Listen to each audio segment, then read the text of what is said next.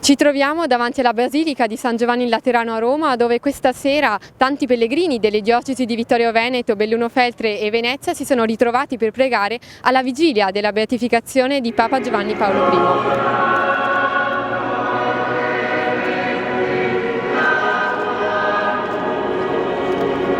È un evento molto atteso, sono anni che si aspettava questo evento, quindi è un momento di gioia. Direi che la nostra comunità è quasi attonita, non si rende conto dell'evento, di quanto grande sia. Diciamo che è un punto di arrivo e quindi un momento di gioia, però è anche un punto di partenza, perché si pensa a quello che sarà dopo, quando diventerà anche santo. Naturalmente non ci si ferma mai nell'attesa. Monsignor Nadal, lei è stato ordinato da Papa Luciani. Che cosa rappresenta per lei questa beatificazione? Non potevo mancare questo evento così importante, perché per me è stato un padre praticamente del mio sacerdozio e poi mi ha orientato quel timbro di voce, quei pensieri dati così belli, chiari sulla figura del prete, il prete di questi tempi. C'è una significativa rappresentanza da parte della diocesi di Vittorio Veneto. Quanti sono i pellegrini delle parrocchie di Pieve di Soligo, Refrontolo e Solighetto? Delle nostre 3 parrocchie siamo in 26, per dopo ci siamo aggiunti a tanti altri della diocesi, mi pare siamo sui 450 circa, verso i 500 insomma, così. Qual è il ricordo più bello che ha di suo zio Albino Luciani?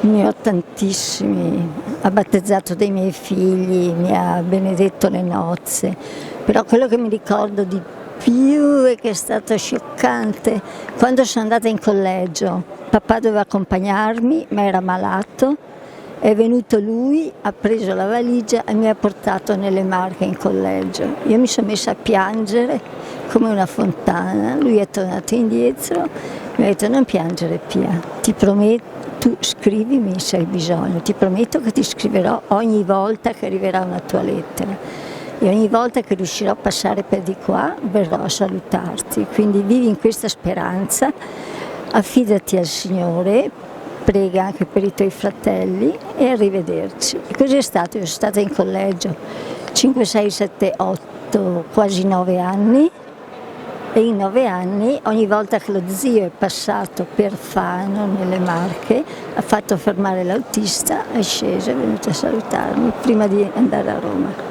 Questa sì, è una sciocchezza se volete, per me è stato importante perché ero lontana da casa, Fano nelle Marche era in tanta malora. Qual è il motivo della vostra presenza come Camera di Commercio qui oggi per la beatificazione di Papa Luciani?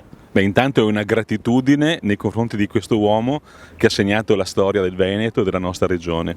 Poi perché c'è un piccolo legame tra la Camera di Commercio di Belluno e il fratello di Papa Luciani, perché lui è stato presidente della Camera di Commercio per diversi anni.